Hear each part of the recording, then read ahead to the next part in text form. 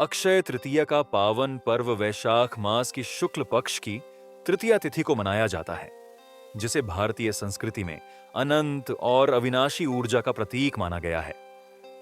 इस दिन का धार्मिक महत्व सतयुग और त्रेता युग के आरंभ से जुड़ा है। यही कारण है कि इसे युगादि तिथि भी कहा जाता है। आध्यात्मिक दृष्टि से यह दिन भगवान विष्णु के छठे अवतार श्री परशुराम के अवतरण का साक्षी है, जिन्होंने न्याय और धर्म की स्थापना का मार्ग प्रशस्त किया।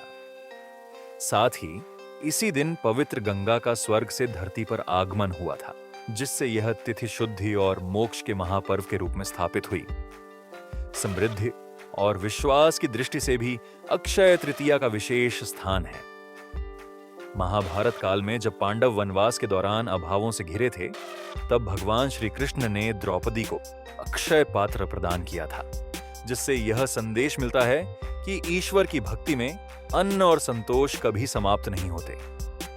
इसी क्रम में देवताओं के कोषाध्यक्ष कुबेर ने इसी तिथि पर मां लक्ष्मी की आराधना कर अतुल्य धन प्राप्त किया था, जिसके फलस्वरूप आज भी लोग इसे सोने की खरीदारी और नए व्यापारिक कार्यों के शुभारंभ के लिए सर्वश्रेष्ठ अबूझ मुहूर्त मानते हैं।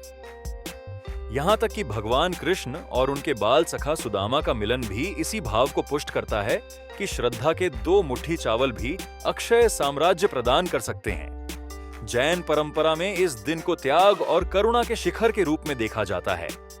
प्रथम तीर्थंकर भगवान आदिनाथ ने 1 वर्ष की कठिन तपस्या के बाद इसी दिन राजा श्रेयांस के हाथों गन्ने के रस से अपना व्रत खोला था, जो दान की महिमा को रेखांकित करता है।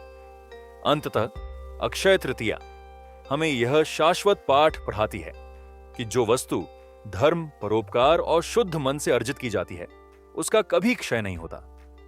यह पर्व संचय से अधिक साझा करने और भौतिकता के साथ साथ आध्यात्मिक उन्नति की ओर बढ़ने का आह्वान करता है।